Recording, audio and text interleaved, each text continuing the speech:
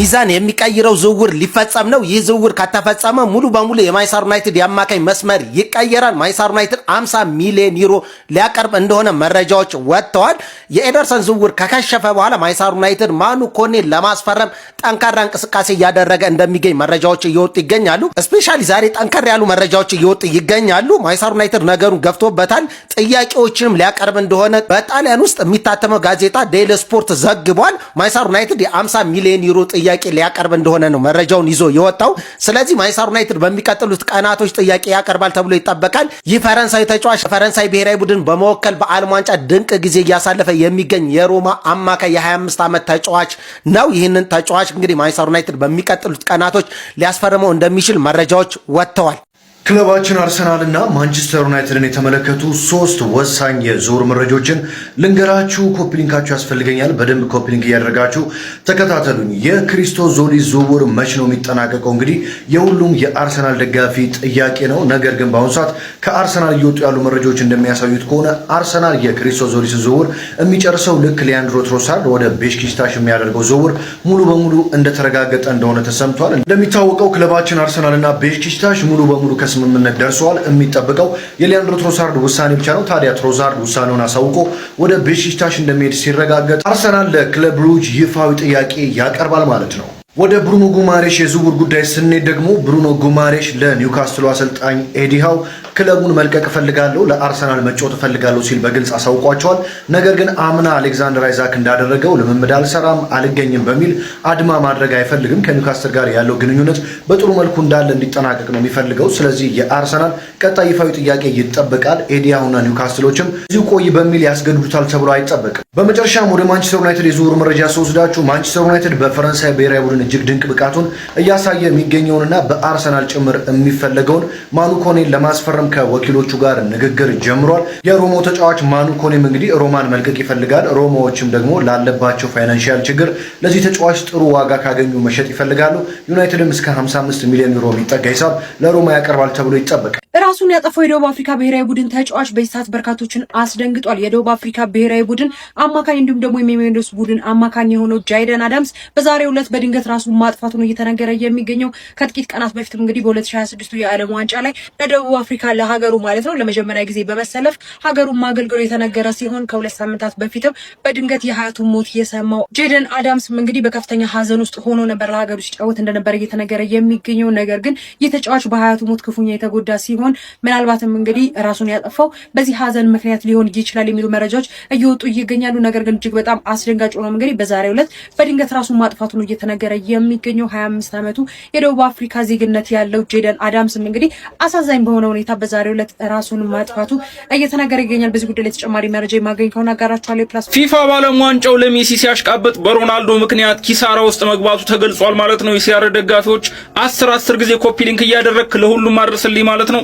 ክርስቲያኖ ሮናልዶ ከዓለም ዋንጫው ከተሰናበተ በኋላ የትኬት ሽያጭ በእጥፍ መቀነሱ ተገልጿል ማለት ነው። ስለዚህ ከማብራራት በፊት ማለት ነው ሁሉንም የእግር ኳስ ጨዋታዎችን በነፃ በስልካችሁ ለማየት ማለት ነው ክሪስ ኢፒኤል ብለህ ማለት ነው ቴሌግራም ጋር ተቀላቀልና ሁሉንም የእግር ኳስ ጨዋታዎችን በነፃ በስልክ የምታይባቸው ከ10 በላይ አፕሊኬሽኖች ተለቀውልሃል ማለት ነው። አፕሊኬሽኖችን አውርደህ ሁሉንም የእግር ኳስ ጨዋታ በነፃ በስልክ ማየት ትችላለህ ማለት ነው።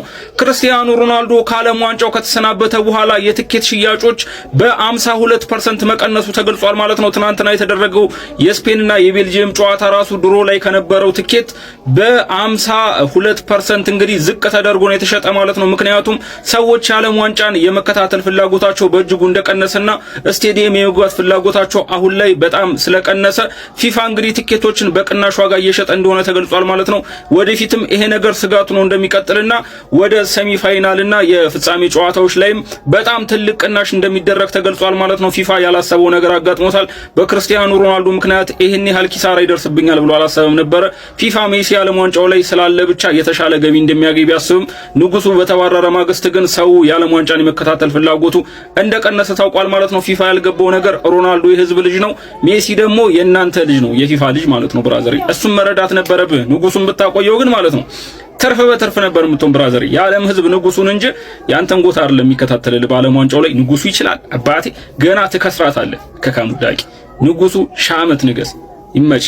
ሚኬል ሜሪኖ በዓለም ላይ ከሚገኙ ምርጥ ተጫዋቾች መካከል አንዱ ነው ሲሉ የስፔን ብሔራዊ ቡድን አሰልጣኝ የሆኑት ሉዊስ ዴላፋንቴ በትላንትና ምሽቱ ከቤልጂየም 2-1 ማሸነፍ በኋላ ሚኬል ሜሪኖን አወድሰውታል። እንደሚታወቀው እንግዲህ ሚኬል ሜሪኖ በዓለም ዋንጫው ላይ ለስፔን ተቀይሮ በመግባት ልዩነት ፈጣሪ እንዲሁም ደግሞ ስፔንን አሸናፊ የሚያደርጉ ግቦችን ማስቆጠሩ የሚታወስ ነገር ነው። ትላንትና ምሽትን ቤልጂየምን አግኝተው 2-1 ባሸነፉበት ጨዋታ ላይ ሚኬል ሜሪኖ ማለት ነው ተቀይሮ ገብቶ አንድ ግብ በማስቆጠር ስፔን አሸናፊ እንድትሆን ማድረጉ ይታወቃል። ይህንን ተከትሎም እንግዲህ አሰልጣኛቸው ሚኬል ሜሪኖ በዓለም ላይ ከሚገኙ ምርጥ ተጫዋቾች መካከል አንዱ ነው፣ ከቡድኑ ጋርም ተዋህዷል፣ የሚያደርገውን ነገር ያውቃል በማለት ለሚኬል ሜሪኖ ያላቸውን አድናቆት እንዲሁም ደግሞ ሲያወድሱት ጭምር ነበር ሲደመጡ የነበረው። ሚኬል ሜሪኖ እንግዲህ በመድፈኞቹ ቤት በተለያዩ ፖዚሽን ላይ በመጫወት ማለት ነው እያገለገለ እንደሆነ ይታወቃል። በተለይም ደግሞ ለሀገሩ ስፔን በሚጫወትባቸው ጨዋታዎች ላይ ማለት ነው ስኬታማ የሆነ ጨዋታ እንዲሁም ደግሞ ግብ በማስቆጠር ሀገሩ አሸናፊ እንድትሆን በማድረግ ማለት ነው ይታወቃል። ይህንን ተከትሎ አድናቆት እየተቸረው ይገኛል። እስኪ እንዴት ተመለከታችሁት የትላንትና ምሽቱን ጨዋታ እንዲሁም ደግሞ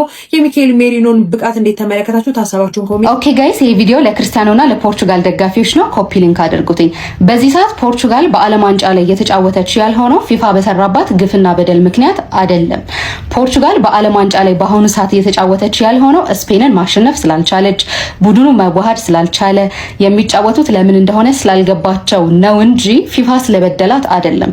ፊፋ ወይም አርጀንቲና እየተባሉ በሚሰሩ ቪዲዮዎች በሙሉ የፖርቹጋልና የክርስቲያኖን ስም ማንሳት አስፈላጊ ነው ብዬ አላምንም። ወይም ደግሞ ፖርቹጋል በዚህ ሰዓት በዓለም ዋንጫ እየተጫወተች ያለው ነው ፊፋ ስለበደላት አይደለም። እና እየለየን እሺ ጋይስ እየለየን በቃ የሆነ ነገር ካነሳን አይቀር የምናነሳውን ፖይንት ክሊኒክ ያደርግን መሄድ አለብን እንጂ ግዴታ ሁሉንም ነገር ከፖርቹጋል ጋር ከአርጀንቲና ጋር ማገናኘት አለብን ብዬ አላስብም ባይ። ሮናልዶ ይህችን ፖስት በሶሻል ሚዲያ ገጹ መፖሰቱን ተከትሎ የሜሲ ደጋፊዎች አፋቸውን እየከፈቱ ነው ማለት ነው። እኛ እኮ የሜሲ ደጋፊን ለማብሸቅ መልፋት አይጠበቅብንም። ሮናልዶ በራሱ ያበሽቃቸዋል ብራዘር። እና ያ ጋዜጠኛ ነኝ ባይ ከካሙዳቂም ጭምር እንዳላፋቸውን እየከፈቱ ነው። ሮናልዶ የአውሮፓ ዋንጫና የዓለም ዋንጫ እኩል ነው አለ ምናምን እያሉ ማለት ነው። ሰውየው እንግዲህ ልክ ከትናንት ወዲያ 10 አመቱ ነው የአውሮፓ ዋንጫን ካሸነፉና እለቱን በማስታወስ ነው 10 አመት ሞላው ብሎ ነው ሲያርሰብን ይሄንን ፖስት የፖስተው። እሱ ብቻ ሳይሆን ሁሉም ሶሻል ሚዲያ ላይ ትላልቅ የእግር ኳስ ሚዲያዎች እንግዲህ የፖስተቱት ነበር። ይሄን ሮናልዶ የአውሮፓ ዋንጫን ካሸነፈ 10 አመቱ ነው እያሉ ማለት ነው 2016 ላይ ነበር ያሸነፈ። እነሱ ግን ምን አሉ? ከዓለም ዋንጫው ስለተባረረ እኩል ነው እያለ ነው ምናምን። እኩል ነው ቢልስ ምን ያሳፍራል? የአውሮፓ ዋንጫ ከማን ጋር ገጥሞ እንደበላ ታውቃለህ? ከነ ስፔን፣ ፈረንሳይ፣ እንግሊዝ፣ ጀርመን፣ ጣሊያን እነ ቤልጂየም ምናምን ዓለም ላይ ካሉ ከዓለም ላይ ከቶፕ 10 የዓለማችን ቶፕ 10 ቲሞች ሊስት ሲደረጉ 8ቱ አውሮፓውያን ናቸው። ከነሱ ጋር ገጥሞ ነው እኮ የአውሮፓ ዋንጫን የበላ ብራዘር። እንደ ኮፓ አሜሪካ እኮ ዝም ብሎ አንድ ብራዚል ብቻ ያለችበት አህጉር አይደለም። እንዳለ ዓለም ላይ ምርጥ የሚባሉ ሀገራት ናቸው ያሉ። ኔሽንስ ሊግንና አውሮፓ ዋንጫን ሲበላ ዓለም ላይ ያሉትን ምርጥ ቲሞችን ገጥሞ ነው እነ ፈረንሳይ፣ እንግሊዝ፣ ስፔን ምናምን ገባ አይደል? ብራዚልን ብቻ ገጥሞ አይደለም። ያውም ብራዚልም ከሾቁ ቆይቷል። ምን ያንሰዋል እንደዛ ሲል እና በቃ ሲጀመርስ የሱን ሶሻል ሚዲያ ገጽ ምን አባል ታረገብተ ታያለ ካልወደድኩ። እኔ አሁን የሜሲን ገብቼ ማይቼውም አላውቅም፣ ሰርችም አድርጌው አላውቅም። ምን ያደርግልኛል? እኔ የሱ ፋን አይደለሁም አላየውም። ገባ አይደል? አልጠላውም፣ አላሽቃብጥም፣ ገብቼም አላየውም። ምን ልታረግ የሮናልዶን ሶሻል ሚዲያ ገጽ እየገባታ ያለ ምንስ እንደፖሰተ ምን ያሳያል? በቃ የሆነ እሱ ጋር የሆነ ነገር አለባቸው አይደል? ሚዲያ ጋር ተለፈልፋለህ፣ እዛ ስታሽቃብጥ እሱን ስትከተል ሶሻል ሚዲያ ጋር ላይክ ስታረግ ምናምን ደግሞ ስትልከሰከስ ትገኛለህ። ምን ልታረግ ታያለህ? የሱን ፖስት ካልተመቸ ካልወደድከው ምጠለው ከሆነ ምን ልታረግ ትሄዳለህ? እሱ ሶሻል ሚዲያ እኔ የሜሲን አይቻላቅም ስለማልወደው አይደለም፣ ግን የሱ ፋን አይደለም ማለይም ስለሱ። እናንተ ግን ታሽቃብጣለህ በስር እዚህ መጣ ደግሞ ሌላ ፍን ትከፍታለህ። ዘመቻ ተከፍቶብናል፣ አርጀንቲና እንድታሸንፍ የማይፈልጉ ብዙ ሰዎች አሉ፣ በሰዓትም ዘመቻ ተከፍቶብናል ሲሉ የአርጀንቲና ብሔራዊ ቡድን አሰልጣኝ የሆኑት ሊዮኔል እየተናገሩ ይገኛሉ። እንደሚታወቀው ከሰሞኑን በተለይም ደግሞ አርጀንቲና ማለት ነው ከግብጽ ጋር ጨዋታዋን ካደረገች በኋላ በርካታ ሰዎች የዳኝነት እገዛ ተደርጎላታል፣ እንዲሁም ደግሞ አርጀንቲና በዳኞች የምትታገዝ አገር ናት በማለት በተደጋጋሚ አስተያየት እየሰጡ እንደሆነ ይታወቃል። ይህንን ተከትሎም የብሔራዊ ቡድን አሰልጣኝ የሆኑት ሊዮኔል በዚህ ጉዳይ ላይ አስተያየታቸውን እየሰጡ ይገኛሉ። የዓለም ሻምፒዮን የሆነችው አርጀንቲና እንግዲህ ዛሬ ብቻ አይደለም ከ40 ዓመት በፊት ጀምሮ በዳኝነት ዓመት እንደምትታገዝ ይነገራል። ነገር ግን አርጀንቲና እግር ኳስን አስደሳች እንዲሆኑ ከሚያደርጉ ሀገራት መካከል አንደኛዋ ናት። የሁሉ ቴክኖሎጂ ባለበት ሁኔታም እንግዲህ አርጀንቲና በዳኛ ትደገፋለች ማለት የማይቻል ነገር ነው ሲሉ ነው አሰልጣኙ የተናገሩ የሚገኙት። እኛም እንድናሸንፍ እንዲሁም ደግሞ አርጀንቲና ማለት ነው ሻምፒዮን እንድትሆን የማይፈልጉ ሰዎች አሉ። ነገር ግን ተጫዋቾቻቸውን ተጠቅመው በማሸነፍ ማለት ነው አርጀንቲና ልታሸንፍ የማይፈልጉ ሰዎችን ሀሳብ እንደሚያጎሉ ነው እየተናገሩ የሚገኙት። እንደተናገሩት ከሆነ እንግዲህ ከ40 ዓመት በላይ አርጀንቲና በእንደዚህ አይነት ነገር ትወቀሳለች። ነገር ግን እኔ እግር ኳስን መርዳት ከጀመርኩበት ጊዜ አንስቶ እንደዚህ አይነት ነገር በፍጹም የለም በማለት አስተያየታቸውን እየሰጡ ይገኛሉ። እናንተስ ይህን ሀሳብ ትጋራላችሁ ወይ? ሀሳባችሁ ምንድነው?